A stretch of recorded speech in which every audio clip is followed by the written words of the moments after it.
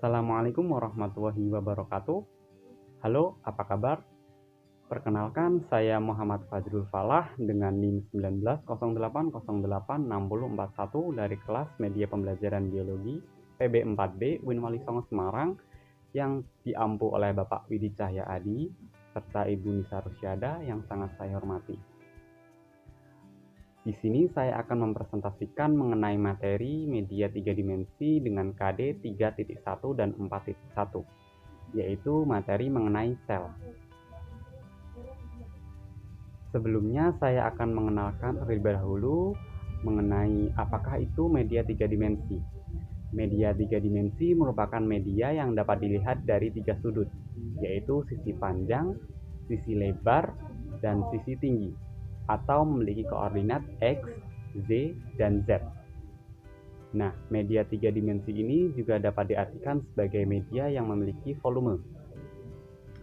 Untuk KD 3.1 dan 4.1 ini akan menjelaskan mengenai komponen kimiawi penyusun sel, struktur, fungsi, dan tempat berlangsungnya sel sebagai unit terkecil dari makhluk hidup.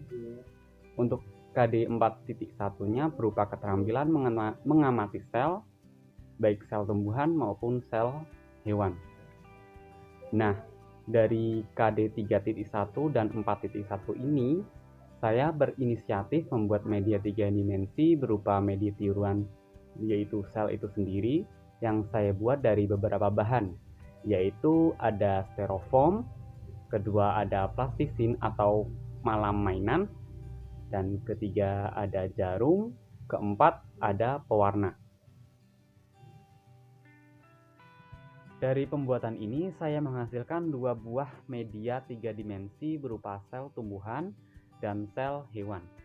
Nah, sel tumbuhan saya buat seperti ini. Dan sel hewan saya buat seperti ini.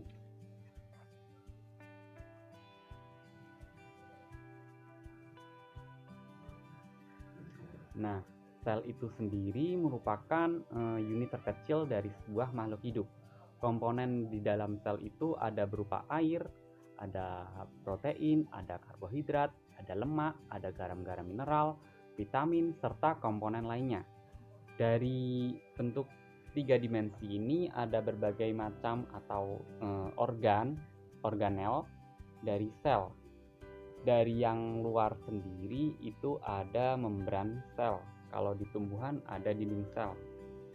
Kalau di hewan ada membran sel.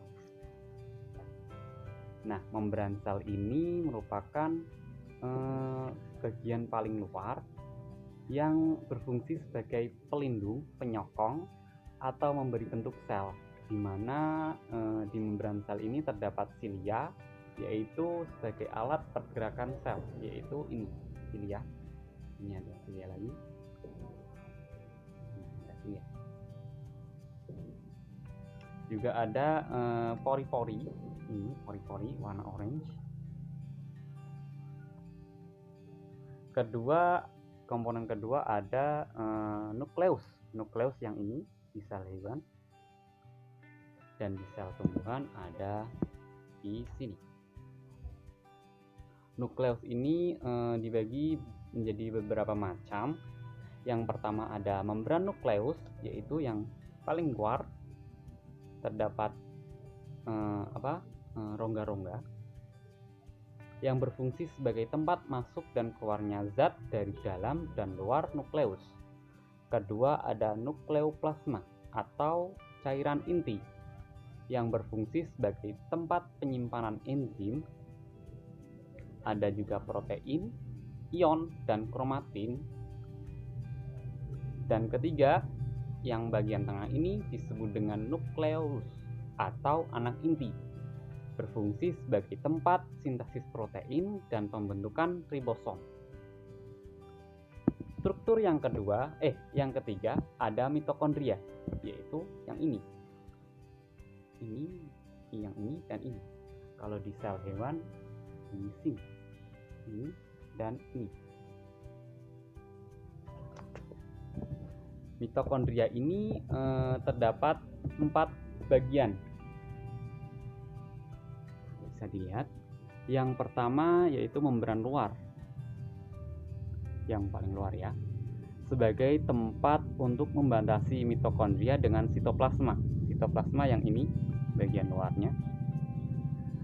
Kedua, ada membran dalam, yaitu bagian dalamnya, sebagai tempat pembentukan lipatan-lipatan yang disebut dengan krista. Krista itu yang warna merah muda ini, sebagai untuk perluasan bagian membran dalam reaksi respirasi sel.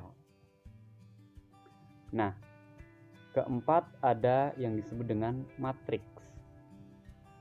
Matriks ini berupa cairan di dalam krista.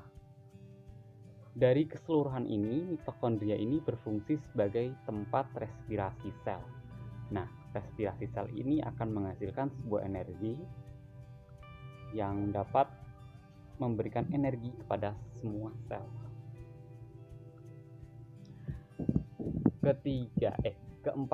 Keempat itu ada retikulum endoplasma. Retikulum endoplasma itu ada dua ya. Yang pertama RE halus atau retikulum endoplasma halus. Kedua ada retikulum endoplasma kasar. Yang RE kasar ini mempunyai ciri yaitu mempunyai bentol-bentol atau bercak-bercak berupa ribosom. Di sini saya gambarkan dengan bentuk warna biru berupa titik-titik. Nah, fungsi dari RE kasar ini yaitu sebagai tempat sintesis protein karena adanya ribosom. Ribosom itu sendiri ada dua ya. Ada menempel di RE kasar, dan ada juga yang di bagian sitoplasma. Yang melekat pada RE kasar ini sebagai sintesis protein, dan yang ada di sini di bagian sitoplasma ini berfungsi untuk menghasilkan protein dari struktural dan enzim-enzim sel. Selanjutnya, komponen selanjutnya ada yang dinamakan dengan badan Golgi. Badan Golgi saya gambarkan dengan yang ini. Kalau di sel tumbuhan juga sama, warnanya kuning. Oh ya, yang tadi RE halus di sel tumbuhan ini, dan RE kasar ini. Kembali ke badan Golgi ya. Badan Golgi ini kalau di sel tumbuhan disebut diktiosom. Ini sel tumbuhan. Ini namanya diktiosom. Fungsinya sebagai tempat sekresi sel, penyimpan lemak atau protein yang disintesis oleh RE dengan cara menggabungkan vesikula yang lepas dari RE kasar maupun RE halus. Kemudian ada yang disebut dengan vakuola. Vakuola ini terdapat pada tumbuhan. Biasanya berukuran besar dan jarang ada di sel hewan. Jika ada pun sangat kecil dan biasanya tidak permanen. Fungsi dari vakuola ini sebagai tempat penampung garam-garam, gula, asam organik, atau protein, atau lemak, atau tanin, atau pigmen, terutama biasanya antosianin. Selain itu juga bahan-bahan buangan lainnya ya. Kemudian ada yang dinamakan dengan plastida. Plastida itu yang ini atau yang ini atau yang ini. Nah, plastida ini hanya ditemukan pada sel tumbuhan. Di sel hewan tidak ada. Nah, membran di dalam plastida ini mempunyai sebuah lamela. Lamela ini berupa tumpukan tilakoid, di mana tumpukan tilakoid ini berupa yaitu granum. Granum ini yang kecil ini, tumpukan satu ini disebut granum, dan jika jamak disebut dengan grana. Dan grana ini dikelilingi oleh stroma yang lingkaran ini. Oke, lanjut pada komponen organel yang selanjutnya ada yang disebut dengan sentrosom dan sentriol. Ini. sentrosom di sini saya gambarkan dengan warna hijau dan sentriol warna merah muda. Sentrosom mengandung sentriol yang berfungsi untuk memunculkan benang-benang gelendong saat terjadinya proses pembelahan sel, yaitu mitosis maupun meiosis.